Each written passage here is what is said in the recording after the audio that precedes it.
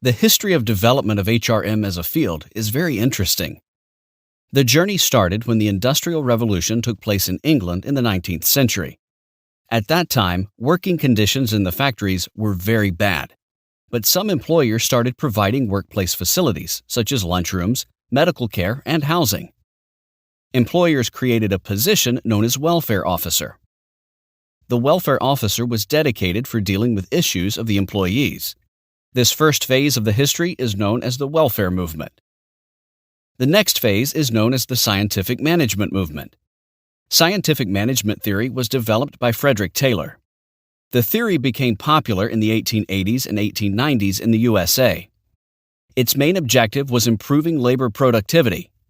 During that time, trade union membership started to increase both in the UK and USA. So organizations became busy with industrial relations. In the 1920s, positions such as labor manager and employment manager became popular. The third phase of the history is linked with behavioral science movement. Elton Mayo and his colleagues conducted Hawthorne studies in the USA. The study emphasized on working conditions as a means to motivating employees.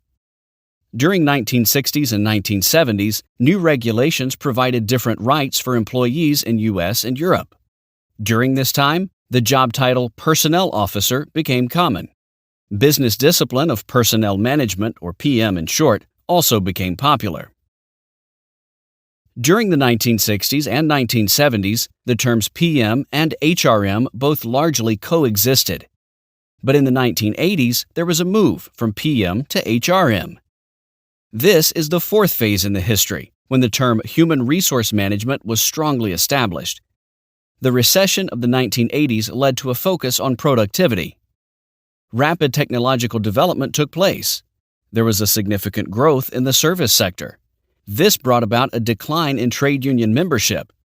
New concepts such as working from home, teleworking, and virtual teams emerged. This resulted in the establishment of the HR function in line with other business functions, such as finance and marketing. There was an increase in the positions of the HR profession, and now in today's world, HRM has become one of the most important functions for organizations.